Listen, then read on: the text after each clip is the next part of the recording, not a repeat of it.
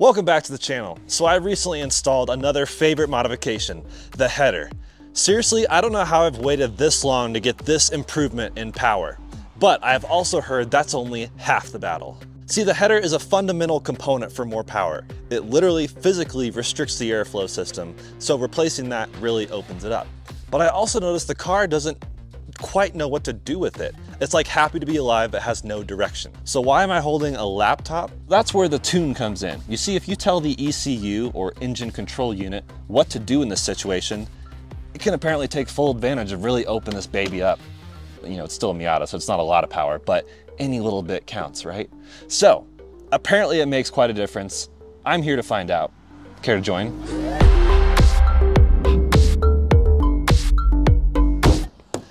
This thing can fit so much more power, baby.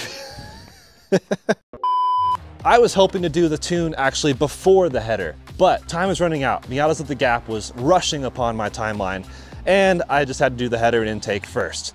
But I still wanted to try that before the tune as well. So now I've experienced the header, I'm thrilled with the header. Go watch that video in whichever corner it is, and we're gonna now see what the tune does with making a difference. So how does tuning actually work? Well, a lot of people replace the factory ECU with an aftermarket one. They can really get it dialed in. They collect tons of data, do lots of different polls with different RPMs in the engine. They can sometimes tell the tuner what modifications they've done. It's really truly dialed in and perfect for them. Obviously it works super well, but it is really daunting. Then there's flashing the factory ECU, which is much more easier, much more approachable, and that's the option I opted for because I wanted to try the easy route first. What's the path of least resistance? Because a lot of you guys want to know, myself included. So even once I decided to do the flashing of the factory ECU, I was still met with a couple options. Most notably, there's EQ Tech and VersaTuner. And after some conversations with the VersaTuner themselves, I decided to go that route. So let's see how this works. So you can get the license from VersaTuner.com, where you can also play with the banner photos, as I'm doing here for some reason. But once the license is acquired, you'll need to make sure you have a Windows computer, laptop is easier, and a vehicle interface. An easy and popular option is the OBD-Link SX. This connects your computer to the car's OBD2 port. You can even use the OBD-Wiz software that comes with the cable to read codes and such. The cable packaging tells you how.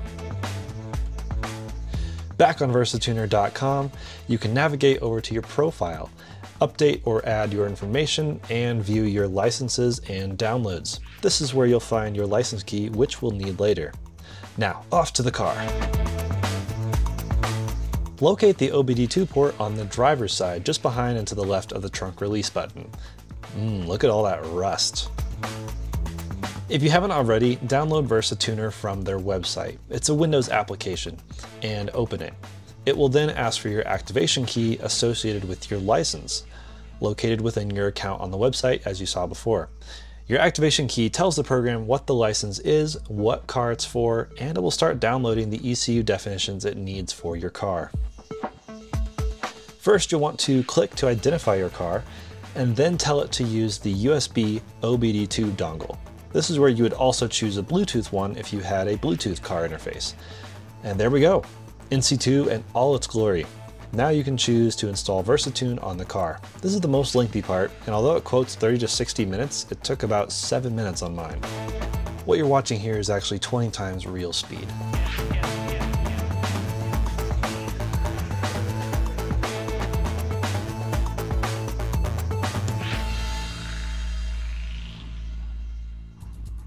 Next, it needs to quickly prepare your car for use, which it asks after every time it flashes your car.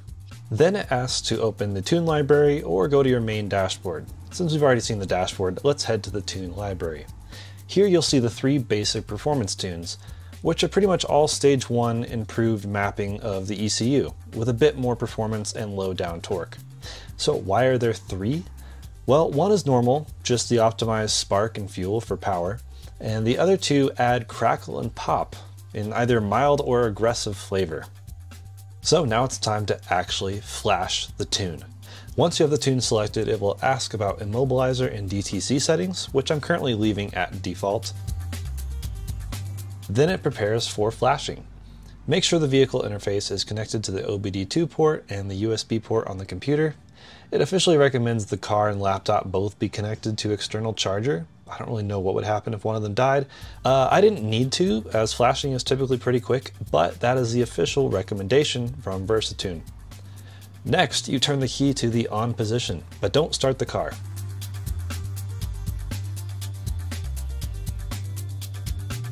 In my case, this takes about 2 minutes.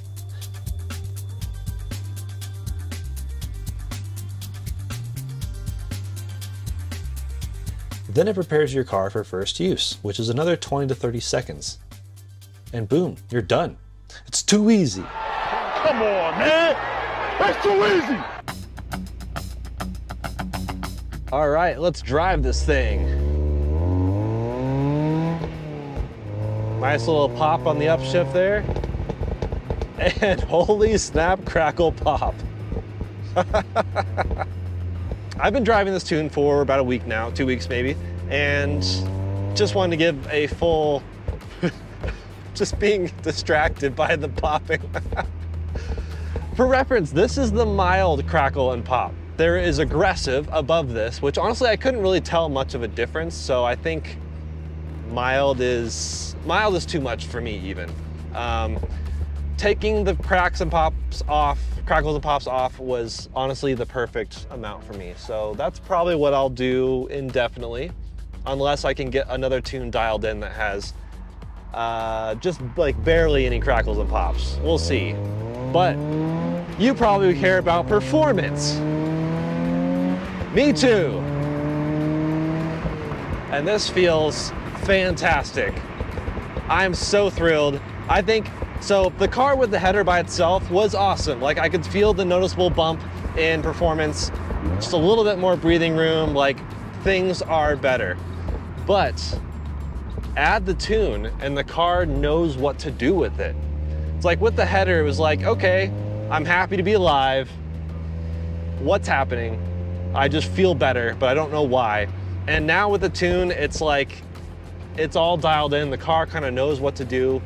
I will say, once you flash the tune, the idle might be a little bit rough at first because the car has to, like, I guess, dial it in. So they recommend driving, I think, 20 or 30 miles just to get that kind of sorted. And then you're good to go. It will also take away your check engine light, but that will come back if you haven't relocated the O2 sensor bung, which I have not done yet, so.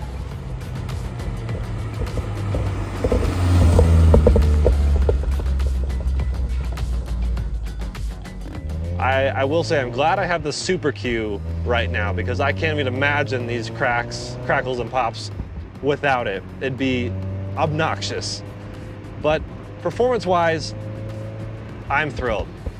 I can honestly heavily recommend a tune at this point. And I haven't tried EQ Tech or any of the other like custom tuning options, but as far as a just easy flash the stock ECU, VersaTuner seems to be an absolute win. So looking forward to diving into this more, I think. And for now, I'm just gonna go drive and enjoy this ridiculousness.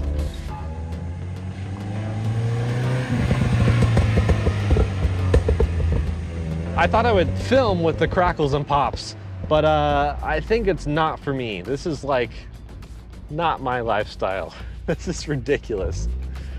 But yeah, no sense in showing you really the tune without the pops and crackles because yeah, it just sounds like normal. Sounds awesome.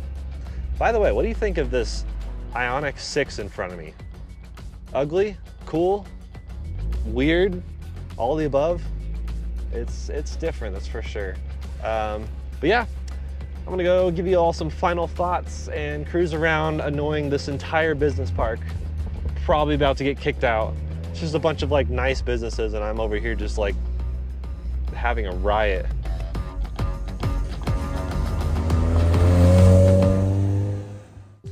I am so happy. I think my car is finally feeling sorted.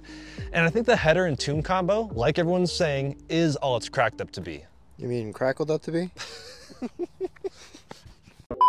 But no, really, I am beyond thrilled. I think there's a bit too many crackles and pops, like I said, with even the mild tune. I wish there was one between mild and none, like a very low level crackle pop burble thing.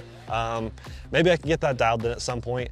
I do want to work with some of the guys with the tuning, whether it's VersaTuner or Fab9 or whoever else, because there's a lot you can do with this. I am barely scratching the surface. I am impressed at the flash tunes right out of the box, and I'm thrilled. I feel like it's actually dialed in, but I will keep working to get it truly dialed in. Maybe I can get a tune for like an efficiency tune for a road trip, or a stupid wild tune for a car show. I guess that's kind of already what the aggressive burbles, crackles, pops are.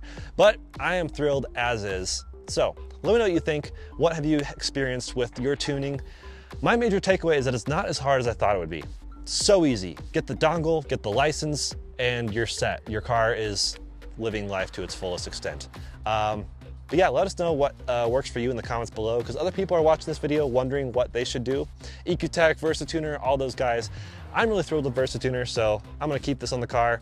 And let me know what I'm missing, because there's a lot more things I can do to this, as always. So all I have to say, like and subscribe, and you won't miss whatever is coming down that pipeline. I've got like 7 videos in the editing bay right now. It's ridiculous. Yeah, cheers. See you soon. Bye, bye, bye now.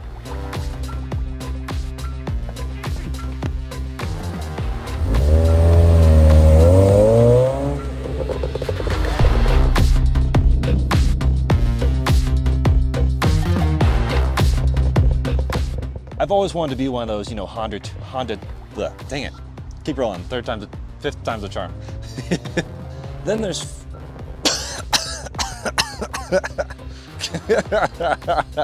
so even once I decided to do the fascist, so I got that addressed with a yeah, too wordy.